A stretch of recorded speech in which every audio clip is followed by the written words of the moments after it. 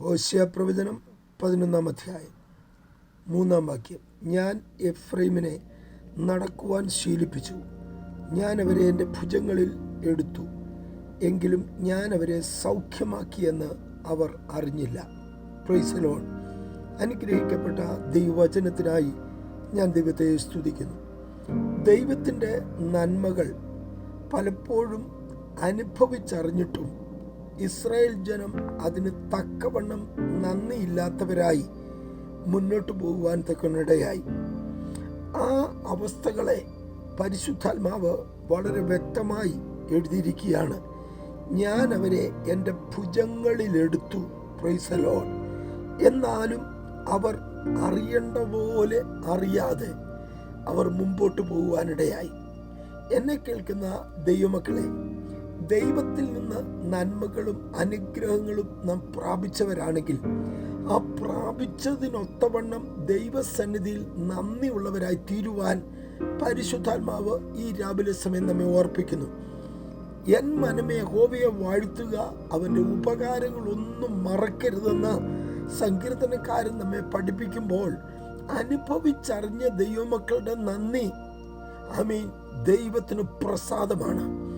ഈ രാവിലെ സമയം ദൈവത്തിൻ്റെ വചനം നമ്മെ പഠിപ്പിക്കുമ്പോൾ ചിലർ ദൈവത്തെ അറിയാതെ പോകുന്നു, മറ്റ് ചിലർ അറിഞ്ഞിട്ടും വേണ്ടാന്ന് വയ്ക്കുന്നു, മറ്റുള്ളവർ കർത്താവിനെ സ്വീകരിക്കുന്നു. യിരെമ്യാ പ്രവചനം 8-ാം അധ്യായം അതിൻ്റെ 7-ാമത്തെ വാക്യം വായിക്കുമ്പോൾ, ആകാശത്തിലെ പെരിഞ്ഞാറ തൻ്റെ കാലം അറിയുന്നു, കുറുപ്രാവും മീവൽ പക്ഷിയും കൊക്കും മടങ്ങിവരവിനുള്ള സമയം അനുസരിക്കുന്നു. എൻ്റെ ജനമോ യഹോവയുടെ ന്യായം അറിയുന്നില്ല. Praise the Lord. വളരെ വേദനാജനകമായ ഒരു വേദഭാഗമാണ് അവിടെ കാണുന്നത്. ദൈവം ആഗ്രഹിക്കുന്ന ദൈവജനം അറിയേണ്ടതുപോലെ ദൈവത്തെ അറിയണം, ദൈവത്തെ അനുസരിക്കണം, ദൈവ താല്പര്യങ്ങൾക്കൊത്തവണ്ണം നാം മൂവ് ചെയ്യണം. അത് കർത്താവിന് പ്രസാദമാണ്. അതല്ലാതെ പോകുമ്പോൾ കർത്താവിനത് ദുഃഖമായി മാറും. Praise the Lord. യോബിന്റെ പുസ്തകത്തിൽ നാം ഇപ്രകാരം വായിക്കുന്നുണ്ട്, അവരറിഞ്ഞവരാണ്, എന്നാൽ അറിയേണ്ടതുപോലെ അറിയാൻ കഴിയാതെ വണ്ണം കർത്താവിനെ തിരസ്കരിക്കുന്ന, കർത്താവിൻ്റെ പ്രവൃത്തിയെ അംഗീകരിക്കാൻ കഴിയാത്ത അവസ്ഥകളെ നാം അവിടെ കാണുന്നുണ്ട്. സ്തോത്രം.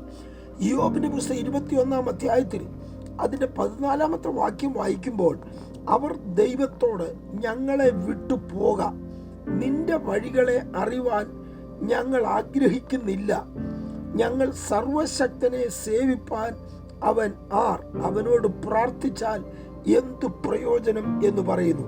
Praise the Lord. ഇങ്ങനെ ഉള്ള ഒരു കൂട്ടം മറ്റൊരു കൂട്ടത്തെ നമ്മൾ കാണുന്നു. അതുകൊണ്ട് എന്ത് സംഭവിക്കും? അതിൻ്റെ 17-ാമത്തെ വാക്യം വായിക്കുമ്പോൾ, അവരുടെ ജീവിതത്തിൽ അവരുടെ വിളക്ക് കെട്ടുപോകുന്നതും അവർക്ക് ആപത്ത് വരുന്നതും ദൈവം കോപത്തിൽ കഷ്ടങ്ങളെ വിഭാഗിച്ചു കൊടുക്കുന്നതും എത്ര പ്രാവശ്യം. Praise the Lord. അതായത് അവരുടെ ജീവിതം പ്രകാശപൂർണമാണെന്ന് ഇപ്പോൾ തോന്നുമെങ്കിലും ദൈവവചനം പറയുകയാണ്, അവരുടെ വിളക്ക് കെട്ടുപോകും. Praise the Lord. അവരുടെ ജീവിതം ശൂന്യമാകും, അവരുടെ ജീവിതത്തിൽ മുന്നേറ്റം ഉണ്ടാകത്തില്ല. എന്നെ കേൾക്കുന്ന ദൈവമക്കളെ, ഈ പ്രഭാത സമയം ദൈവത്തെ അറിയേണ്ടതുപോലെ അറിയുവാൻ അതിന് കഴിയാതെ പോയാൽ ജീവിതം അന്ധകാരത്തിലേക്ക് പോകുമെന്ന് പരിശുദ്ധാത്മാവ് ദൈവവചനത്തിൽ കൂടി നമ്മെ ഓർപ്പിക്കുകയാണ്. സ്തോത്രം. അവർ കാറ്റിനു മുമ്പിൽ താളടിയായി പോവുകയും കാറ്റുകൊണ്ട് പറപ്പിക്കുന്ന പതിർ പോലെയും ആകുന്നു. യേശുവിൻ്റെ നാമത്തിൽ ഇന്ന് രാവിലെ സമയം കാറ്റായാലും കൊടുങ്കാറ്റായാലും പ്രതികൂലം ശക്തമായി വന്നാലും സ്തോത്രം, പിടിച്ചു നിൽക്കുവാൻ ഇടയായി തീരണമെങ്കിൽ ദൈവത്തെ അറിയേണ്ടതുപോലെ അറിഞ്ഞേ അത് പ്രാപിക്കാൻ കഴിയത്തുള്ളൂ. അതല്ല എങ്കിൽ ദൈവത്തിൽ നിന്ന് സ്തോത്രം നാം അകന്നു മാറും തോറും ദൈവിക പ്രവൃത്തികൾ നമ്മുടെ ജീവിതത്തിൽ നടക്കാതെ പോകുമെന്ന് ദൈവത്തിന്റെ വചനം നമ്മെ പഠിപ്പിക്കുന്നു. സ്തോത്രം. ഇവിടെ വായിക്കുന്നത് എത്രയെത്ര പ്രാവശ്യം ദൈവഭുജത്തിൽ അവരെ വഴി നടത്തി അവരെ കൊണ്ടുപോയി അവർക്ക് വേണ്ടതെല്ലാം ചെയ്തു കൊടുത്തു. എന്നിട്ടും അവർ ദൈവത്തെ അറിയേണ്ടതുപോലെ അറിഞ്ഞില്ല. നാം ലൂക്കോസിന്റെ സുവിശേഷത്തിലേക്ക് വരുമ്പോൾ 19-ാം അധ്യായത്തിൽ ഒരു വ്യക്തി യേശുവിനെ കാണണമെന്ന് ആഗ്രഹിച്ചു. സ്തോത്രം. അദ്ദേഹത്തെ പറ്റി നാം വായിക്കുന്നത് ഇപ്രകാരമാണ്: സക്കായി എന്ന വ്യക്തി യേശുവിനെ കാണാൻ ആഗ്രഹിച്ചു. വഴിയിൽ കണ്ട ഒരു മരത്തിന്റെ മുകളിൽ കയറി മറ്റാരും അവനെ കാണണ്ട, അവന് യേശുവിനെ കാണണമെന്നുള്ള ഒരൊറ്റ ആഗ്രഹത്തിൽ അവിടെ ഒളിച്ചിരിക്കുമ്പോൾ കർത്താവ് അതിൻ്റെ ചുവട്ടിൽ തന്നെ വന്നിട്ട്, സക്കായിയെ വേഗം ഇറങ്ങി വാ, ഞാൻ നിന്റെ വീട്ടിൽ പാർക്കേണ്ടതാകുന്നു. Praise the Lord.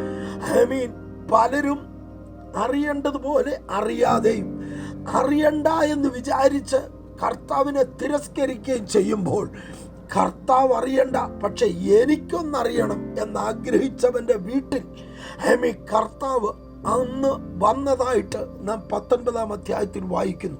Praise the Lord. അങ്ങനെ അദ്ദേഹം ഒരു പുതിയ തീരുമാനം സക്കായി എടുക്കുവാൻ തക്കവണ്ണം ഇടയായി. കർത്താവ് സ്തോത്രം അവനെ പറ്റി പറയുന്നത്, ഇവനും അബ്രഹാമിന്റെ മകനാകിയാൽ ഇന്ന് ഈ വീടിന് രക്ഷ വന്നു. Praise the Lord.